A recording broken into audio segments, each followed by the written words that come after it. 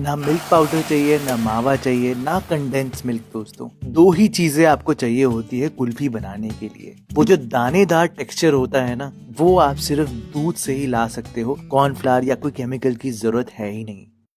अच्छा दोस्तों, सबसे पहले मैं आपको बता दूं कि मैंने यहाँ पर एक मोटे तले का बर्तन लिया है। तो मैंने कॉपर की कढ़ाई ली है। आप यहाँ पर लोहे की कढ़ाई ले सकते हो। कोशिश करना कि आप यहाँ पर नॉन स्टिक का यूज ना करना, और हो सके तो स्टेनलेस स्टील की जो पतली कढ़ाइयां होती है ना, उनका यूज मत करना है, क्योंकि यहाँ पर कढ़ाई भी एक इंपॉर्टेंट रोल प्ले करती है कुकिंग का। मैंने पानी डाला है और 2 लीटर फुल फैट कच्चा दूध लिया है। कच्चा दूध लेने का रीजन ये है दोस्तों कि कच्चे दूध में सारा फैट होगा, जो कि हमारी कुल्फी को वो टेक्सचर देगा दानेदार वाला। जो दाना आता है ना कुल्फी में, उसमें मेन रोल मलाई का ही होता है दोस्तों। तो अब इसको हाई फ्लेम पे रखना और दूध के उबाला आने तक वेट करना, और जब तक चलाते रहना। और सबका यही मानना होता है कि चलाना इसलिए है ताकि नीचे लगे ना। मैं भी इस बात से अग्री करता हूँ दोस्तों, सच बात है। तो मेरे कहने पे सबसे पहले तो आप ये मार्क देख लेना जहां पर आपका दूध है, ये लेवल है, और इससे आपको 1/3 करना है। ये तो आपको पता ही है ना। एक बात जो आपको नहीं पता होगी दोस्तों, वो ये है कि दूध को चलाने का रीजन एक और होता है।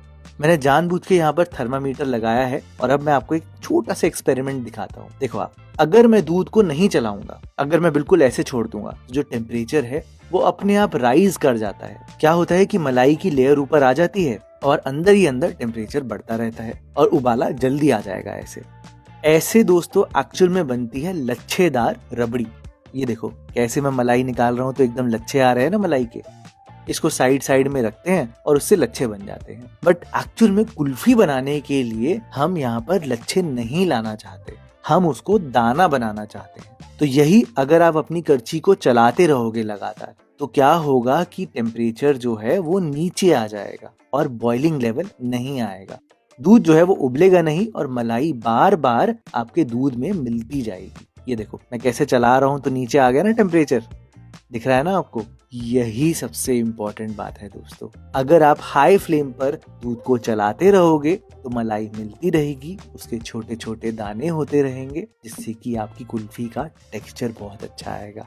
चलो ये तो हो गई टेक्सचर वाली बात। अब पॉइंट ये है कि क्या मैं यहाँ पर घंटों तक करछी चलाते ही रहूंगा? मुझे पता कैसे चलेगा कि कुल्फी मेरी कब बनेगी, क्या होगा, किस लेवल तक रिड्यूस करना है? इसका भी मैं आपको एक जवाब देता हूँ। देखो अभी तो आप चलाते रहना, पकाते रहना, इसको टाइम लगता है थोड़ा सा, पहले ही बता दूं। अगर 1.5 लीटर कर रहे हो तो आधा घंटा कहीं नहीं गया, और अगर मेरी तरह 2 लीटर कर रहे हो तो फिर 45 मिनट्स तो लगेंगे। तो अब हल्के हल्के हाथ से धीरे धीरे दूध को चलाते रहना, ताकि एक टेम्परेचर भी मेंटेन रहे और कुकिंग भी जारी रहे। अब क्या होता है, आगे दूध में जब आप पकाते हो ना, एक पॉइंट ऐसा आएगा कि जब आप चला रहे होगे लेकिन उबाला आने लग जाएगा। यानी कि दूध इतना रिड्यूस हो चुका होगा, उसमें इतनी थिकनेस होगी कि आपके चलाने से उसको फर्क नहीं पड़ेगा, उसमें बॉयल आता ही रहेगा। बस एग्जैक्ट वो स्टेज है जब फैट का लेवल भी राइट है, दूध में वाटर का लेवल भी राइट है, जिससे कि आपकी कुल्फी का टेक्सचर एकदम परफेक्ट आएगा। तो उस स्टेज पर आपको गैस को लो करना है। उससे पहले गैस को लो फ्लेम पे मत करना, दूध को बस चलाते रहना। ये देखो मैंने 1 सेकंड करछी हटाई और तब भी बॉयल आ रहा है। इसका मतलब मेरा दूध पक चुका है, और आपको इससे ज्यादा रिड्यूस करने की जरूरत होती नहीं है कुल्फी में। अगर बहुत ज्यादा रिड्यूस करोगे ना तो कुल्फी बाहर निकालते ही पिघलने लग जाएगी, क्योंकि उसमें फैट की क्वांटिटी ज्यादा हो जाती है।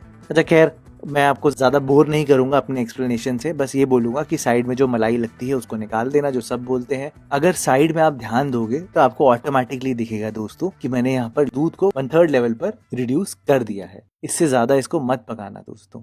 फटाफट से अब यहाँ पर दूसरा इंग्रेडिएंट डालते हैं, जो कि है चीनी।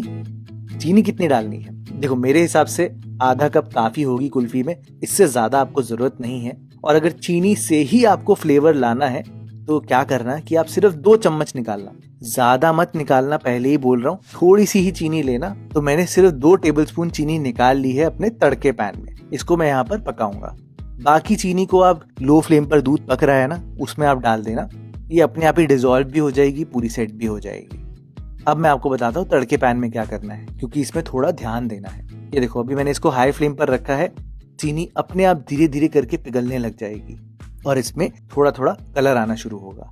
जैसे ही इस पे कलर आना शुरू हो जाए तो इस पे ध्यान देना दोस्तों, ये बहुत जल्दी जलने लग जाती है, और अगर जल गई तो आपकी कुल्फी का फ्लेवर खराब हो जाएगा।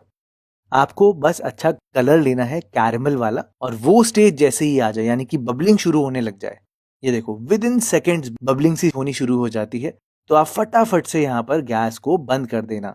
ज्यादा मत पकाना दोस्तों, क्योंकि चीनी जो है वो हीट को रिटेन करती है और जल भी सकती है। ये देखो है ना एकदम बढ़िया कलर, धुआं भी आना शुरू हो रहा है। मैंने फटाफट से गैस से उठा दिया, तो इसको डायरेक्टली ट्रांसफर कर देना। थोड़ा देख कर करना, ये लावा की तरह फट भी सकता है पूरा, बट है ना एकदम ब्यूटीफुल। तो अब दोस्तों आपको ज्यादा नहीं पकाना, आप फिर से यहाँ पर गैस को हाई फ्लेम पर कर देना, क्योंकि हमने चीनी डाली है तो चीनी पिघलेगी, थोड़ा पतला करेगी दूध को। तो अगेन आपने वेट करना है उसी स्टेज के लिए, वो जो स्टेज मैंने आपको बताई थी ना कि आप करछी भी हल्का हल्का चलाओगे तब भी उबाला आता रहेगा, बस वही स्टेज। मैं इसको तब तक ही पकाऊंगा हाई फ्लेम पर जब तक वो स्टेज नहीं आती। देखो मैं बार बार चेक भी कर रहा हूँ हल्की सी करछी हटा के कि बॉईल आ रहा है कि नहीं आ रहा, और आप देख ही सकते हो यहाँ पर जो रिडक्शन हुआ है ना दूध का, वो 1/3 के बराबर ही है, लगभग 30 to 35% ही होगा। तो ये परफेक्ट टाइम है कि आप यहाँ पर ये इंग्रेडिएंट डाल सकते हो, ये है इलायची का पाउडर। देखो ऑप्शनल है, मैंने वैसे आपको बोला था कि 2 ही इंग्रेडिएंट से बनाऊंगा, तो 2 इंग्रेडिएंट से एक फ्लेवर मैंने आपको बता दिया। अगर चाहते हो तो डाल देना थोड़ा सा इलायची पाउडर, अच्छा ही लगता है। अच्छा, जब सारा काम हो जाए इस पॉइंट पे आप यहाँ पर गैस को बंद कर देना। इलायची डालने के बाद वैसे भी ज्यादा नहीं पकाना दोस्तों, उसके सारे ऑयल्स नहीं तो गायब हो जाएंगे। अब इस कुल्फी को जमाने के लिए सबसे इंपॉर्टेंट चीज ये है कि इसको पहले आपको ठंडा करना पड़ेगा। देखो मैं क्या करता हूँ कि मैं यहाँ पर इसको रखता हूँ पंखे के नीचे, उससे इसका टेम्परेचर बहुत जल्दी गिर जाता है। एक तो आपका काम भी जल्दी होगा, दूसरा बेनिफिट ये है कि आपकी जो कुल्फी है उसका टेक्सचर भी ज्यादा बेहतर आएगा। ये देखो with in half an hour ऐसा हुआ कि मेरा दूध एकदम ठंडा हो गया, और आप देख सकते हो कि ये थोड़ा गाढ़ा सा भी हो गया। अगर मैं आपको करछी दिखाऊं तो ये देखो मेरी जो कुल्फी है लच्छेदार नहीं है, दानेदार है। दिख रहे हैं ना आपको छोटे छोटे दाने। अब बिल्कुल यही टेक्सचर चाहिए होता है दोस्तों कुल्फी में। अब कुल्फी जमाने के लिए आप कोई कप का यूज भी कर सकते हो, कुल्फी मोल्ड का भी कर सकते हो। मैं थोड़ा पुराने जमाने टाइप का हूँ, तो बचपन की यादें ताज़ा करने के लिए मैं स्टिक वाली कुल्फी में ही बना रहा हूँ। बस इसको आप लगभग ऊपर तक भर देना, और अभी इसमें गलती से स्टिक मत डाल देना क्योंकि ये बहुत पतला होगा, स्टिक आपकी बैलेंस हो ही नहीं पाएगी। 2 घंटे के लिए इसको पहले फ्रीजर में रखना, थोड़ी सी सेट हो जाएगी, उसके बाद ही आप यहाँ पर स्टिक डालना। थोड़ा सेट होने के बाद ही, थोड़ी गाढ़ी होगी तो स्टिक आपकी एकदम लेवल रहेगी सेंटर में। मैंने यहाँ पर कप में भी डाला था ताकि मैं आपको दिखा पाऊँ कि मैं अपने बच्चों के लिए छोटी स्टिक वाली कैसे बनाता हूँ। गर्मियों में रोज रोज कुल्फी के लिए बोलते हैं, अच्छा है ना, थोड़ा सा ही खाए तो अच्छा है। खैर दोस्तों, अगले दिन शाम को मैंने निकाली है, लगभग 12 से 18 घंटे तो आपको रखना पड़ेगा इसको फ्रीजर में, और एकदम परफेक्ट जम जाती है। थोड़ा सा पानी में एक बार इसको डिप करके निकालना, एकदम बढ़िया तरीके से निकलेगी। ये जो कुल्फी है ना दोस्तों, एकदम सॉफ्ट बनेगी और एकदम छोटे छोटे दाने भरे हुए होंगे इसमें। बहुत टेस्टी लगती है दोस्तों, आप बना कर देखना, बहुत मजा आएगा।